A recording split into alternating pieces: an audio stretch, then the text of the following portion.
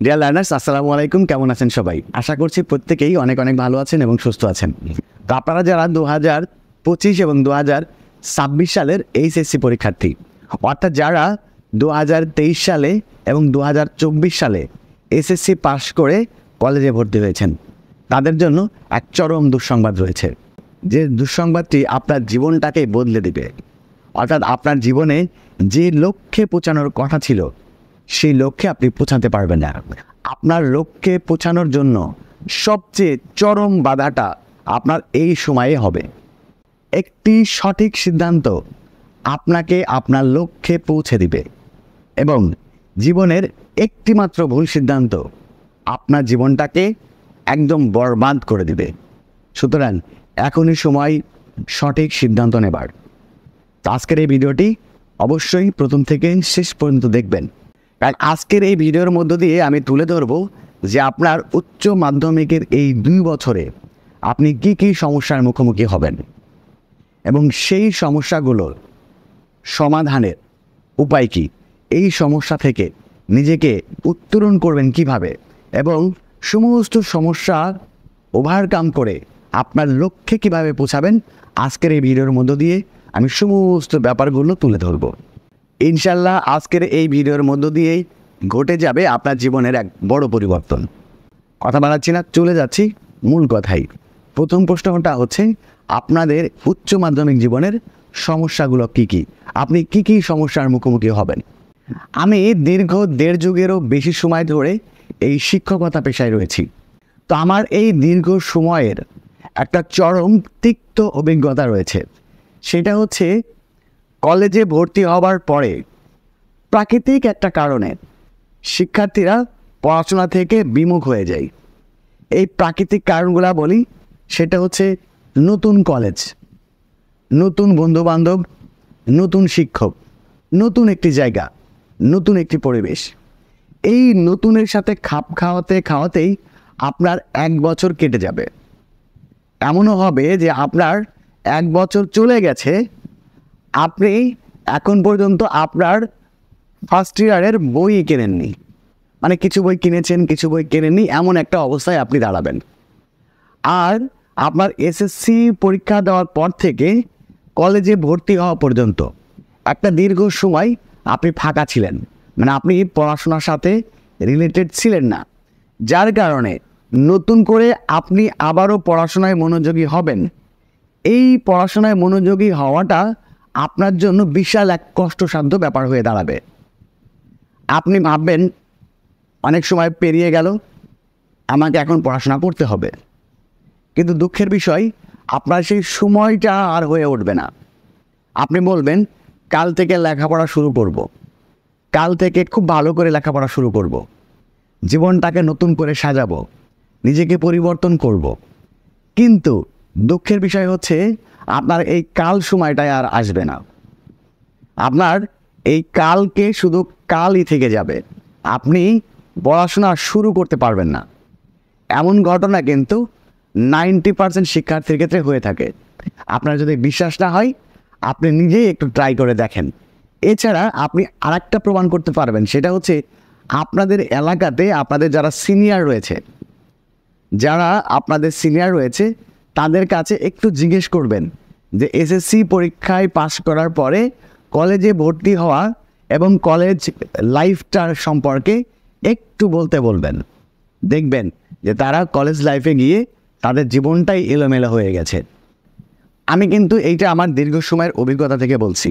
হ্যাঁ, 2-1 জনের ক্ষেত্রে ব্যতিক্রমী হবে, যারা কলেজে ভর্তি হওয়ার পরপরই নিজেকে একটা লক্ষ্যে পৌঁছানোর জন্য তারা ইতোমধ্যেই পড়াশোনা শুরু করে দিয়েছে। কিন্তু অধিকাংশের ক্ষেত্রে যেটা ঘটবে সেটা হচ্ছে এইটাই হচ্ছে চরম বাস্তবতা, যে আপনি দেখতে দেখতে দেখতে আপনার ফার্স্ট ইয়ার চলে যাবে। ফার্স্ট ইয়ার শেষ যখন আপনার ইয়ার ফাইনাল পরীক্ষা চলে আসবে, তখন আপনার মনে হবে যে আপনার এখন পড়াশোনা করা দরকার। কিন্তু যে দীর্ঘ সময় আপনি নষ্ট করে ফেলেছেন, আপনার এই সময়টার মায়া আপনি কাটাতে পারবেন না।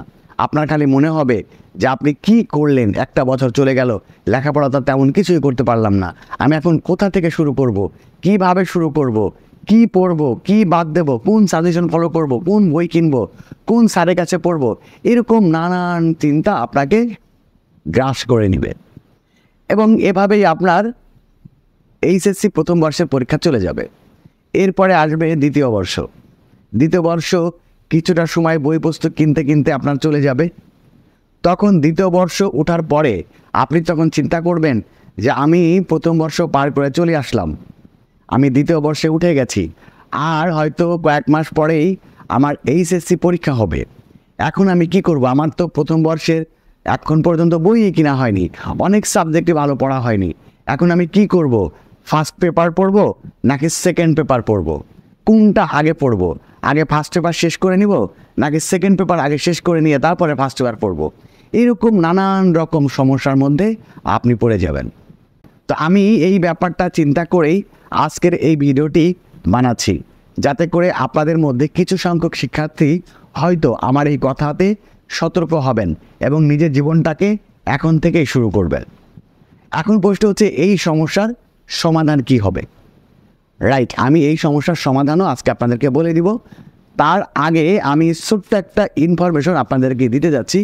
সেটা হচ্ছে, আপনারা যারা 2025 এবং 2026 সালের এইচএসসি পরীক্ষার্থী, অর্থাৎ যারা 2023 সালে এসএসসি পাশ করেছেন এবং যারা 2024 সালে এসএসসি পাশ করেছেন, যারা এখন কলেজে পড়ছেন, তাদের জন্য আপনাদের ইংলিশ ফার্স্ট পেপার এবং ইংলিশ সেকেন্ড পেপারের টোটাল 200 মার্কের কমপ্লিট প্রিপারেশন নিয়ে নতুন একটি অনলাইন ব্যাচ খুব শীঘ্রই শুরু করতে যাচ্ছি। এবং এই ব্যাচে আপনাদের ইংলিশ ফার্স্ট পেপার এবং ইংলিশ সেকেন্ড পেপারের প্রত্যেকটা টপিকের একদম বেসিক থেকে আলোচনা হবে, বোর্ড কোশ্চেন সলিউশন হবে এবং প্রবলেম সলিউশন ক্লাস হবে। আসলে প্রত্যেকটা ক্লাস 3 স্টেপে গিয়ে শেষ হবে। প্রথমত প্রত্যেকটা টপিক থিওরি শেখানো হবে, অর্থাৎ কোন গ্রামার টপিকটি আপনি কিভাবে করবেন এই নিয়ম কানুনগুলো শেখানো হবে। এখন আপনি নিয়ম জানলেই সেগুলো প্রয়োগ করতে পারবেন না, যার কারণে বোর্ড কোশ্চেন সলিউশন করে আমি আপনাদেরকে দেখিয়ে দিব যে কোন নিয়মটি আপনি কিভাবে প্রয়োগ করবেন, বা একটা নিয়ম বা একটা সেন্টেন্স দেখেই আপনি কিভাবে বুঝবেন যে এইটা কোন গ্রামারের আওতায় যাচ্ছে। এই বিষয়গুলো বোর্ড কোশ্চেন সলিউশন করে আপনাদেরকে একটা একটা করে বুঝিয়ে দেওয়া হবে। এরপরেও আপনার কিছু সমস্যা থাকবে, মানে আপনি আপনার আরও যে প্রশ্নগুলো রয়েছে সেই প্রশ্নগুলো চেক করে আপনি আরও কিছু সমস্যা পাবেন। এই সমস্যাগুলো নিয়ে আবারও প্রবলেম সলিউশন ক্লাস হবে। অর্থাৎ এই 3 স্টেপে ক্লাস যখন শেষ হবে, অর্থাৎ প্রথমত লেকচার, তারপরে লেকচারের আলোকে বোর্ড কোশ্চেন সলিউশন, তারপরে আপনার প্রবলেম সলিউশন, এই 3 স্টেপে যখন আপনার প্রত্যেকটা টপিক শেষ হবে, তখন আপনার ওই টপিক নিয়ে আর কোনো চিন্তা থাকবে না। এবং প্রত্যেকটা ক্লাসের রেকর্ড ক্লাস থাকবে, অর্থাৎ আপনি লাইভে যে ক্লাসটি করবেন সেই ক্লাসের আবার রেকর্ড ক্লাস থাকবে। অর্থাৎ আপনি এই কোর্সটি কমপ্লিট করলে আপনার নতুন করে আবার প্রাইভেট পড়া বা কোচিং করার কোনো প্রয়োজনই হবে না, কারণ এই ক্লাসগুলো আপনি আপনার এই ব্যাচের সময়সীমা শেষ হয়ে যাবার পরেও দেখার সুযোগ পাবেন। যাই হোক, এবং ক্লাস হবে গুগল মিটে। ক্লাস চলাকালীন সময়ে সরাসরি আপনারা আমার সাথে কথা বলতে পারবেন। আপনি কোনটা বুঝলেন, কোনটা বুঝলেন না, আপনার কী সমস্যা রয়েছে, সেই সমস্যাগুলো আমার সাথে আলোচনা করে সেগুলোর সমাধান করে নিতে পারবেন। এই ব্যাচে যারা ভর্তি হতে চান অথবা এই ব্যাচ সংক্রান্ত আরও বিস্তারিত জানতে চান, তারা স্ক্রিনে দেওয়া নাম্বারে হোয়াটসঅ্যাপে অথবা সরাসরি যোগাযোগ করুন। যোগাযোগ করে এই ব্যাচ সংক্রান্ত বিস্তারিত জেনে আপনার সেটটি এখনই কনফার্ম করুন, কারণ আসন সংখ্যা সীমিত এবং খুব শীঘ্রই ক্লাস শুরু হতে যাচ্ছে। এবারে আসুন আপনার সমস্যার সমাধানের উপায় কী, অর্থাৎ যে সমস্যা নিয়ে আজকের এই ভিডিওটি শুরু করেছিলাম সেই সমস্যার আপনি কিভাবে সমাধান করবেন, অর্থাৎ আপনি এখন থেকেই আপনি কিভাবে আপনার এইচএসসির প্রস্তুতি নেবেন, এই বিষয়ে কয়েকটা কথা বলি।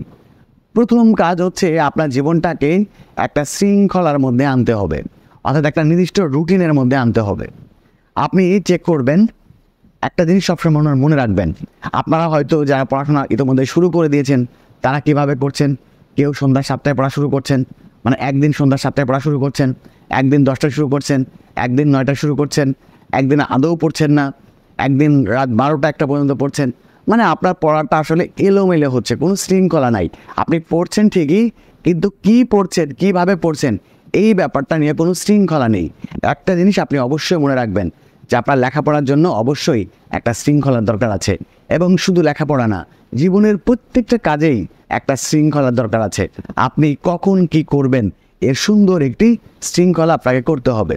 যেটা বলছিলাম সেটা হচ্ছে, আপনি যদি আপনার লাইফটাকে সামনের দিকে এগিয়ে নিতে চান, এইচএসসিতে ভালো রেজাল্ট করতে চান, তাহলে আপনার প্রথম কাজ হবে আপনি একটা রুটিন তৈরি করবেন।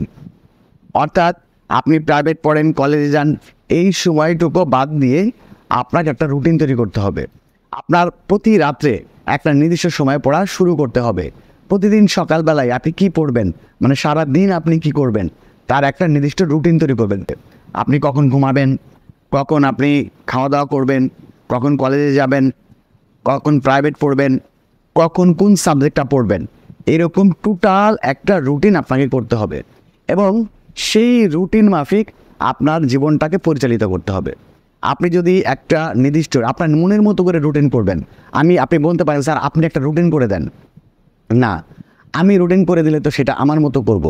আপনার কোন সময় ফাঁকা আছে, কোন সময় আপনার ঘুমাতে হয়, কোন সময় আপনাকে কলেজে যেতে হয়, কোন সময় আপনাকে প্রাইভেট পড়তে হয়, সব ব্যাপারগুলো কিন্তু আপনি জানেন। সেই ক্ষেত্রে আপনার এই সময়গুলো বাদ দিয়ে আপনার আরও যে সময়টুকু থাকবে, সেই সময়টুকু আপনি কখন কোন সাবজেক্টটা পড়বেন সেইটা আপনার নিজের মন মতো করে একটা রুটিন করে নেবেন। রুটিন করার পরে আপনি আজ থেকে, কাল থেকে, আপনি আজ থেকেই পড়াশোনা করবেন। এই ভিডিওটা আপনারা যখন যে দিন দেখতেছেন সেই দিন থেকেই আপনার মিশনটা শুরু করবেন।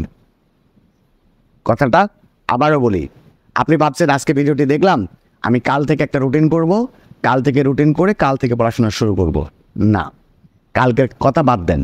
আপনি এখন ভিডিওটা দেখছেন, ভিডিওটা দেখা শেষ হবে, এখনই খাতা কলম নিয়ে বসে পড়বেন। বসে পড়ে একটি সুন্দর করে রুটিন তৈরি করবেন। চিন্তা ভাবনা করে একটা সুন্দর করে রুটিন করবেন, যে রুটিনটি আপনি 100% ফলো করতে পারবেন। এইরকম একটা রুটিন আপনি করবেন। রুটিন করে আজকে থেকেই, এখন যে সময়টা আপনার হাতে আছে, মানে আপনার রুটিনে এখনকার সময়ে যে পড়াটা পড়ার কথা বা যেটা করার কথা, আপনি এখন থেকে সেটা করবেন। তাহলে সবচেয়ে বড় কথা হচ্ছে আপনার জীবনে একটা সুন্দর রুটিন করতে হবে। এই 2টা বছর আপনি একটা নির্দিষ্ট রুটিন মোতাবেক চলবেন। যারা 26 সালের পরীক্ষার্থী রয়েছেন তাদের জন্য 2 বছর, যারা 25 সালের পরীক্ষার্থী রয়েছেন তাদের জন্য 1 বছর।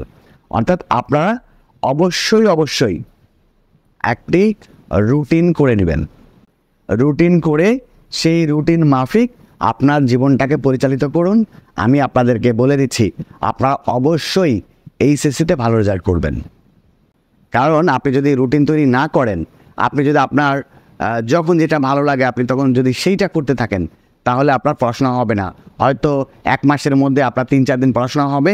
আজকে বন্ধুর বার্থডে, কালকে অমুক জায়গায় পিকনিক আছে, কালকে এই জায়গায় অনুষ্ঠান আছে, কালকে এই সমস্যা, কালকে ওই সমস্যা, আজকে মাথা ব্যথা, কালকে জ্বর আসছে, এই নানান সমস্যায় আপনার দিন চলে যাবে, আপনার কিন্তু পড়াশোনা হবে না। এই জন্য অবশ্যই আপনাকে একটা নির্দিষ্ট রুটিন করতে হবে এবং সেই রুটিন মাফিক আপনার নিজের জীবনটাকে পরিচালিত করতে হবে। তাহলে আশা করছি আমি আপনাদেরকে কি বোঝাতে চাইলাম সেটা বুঝতে পেরেছেন। তো আর কথা না, আপনি অবশ্যই এখন থেকেই একটা রুটিন করুন এবং সেই রুটিন মোতাবেক নিজের জীবনটাকে পরিচালিত করুন।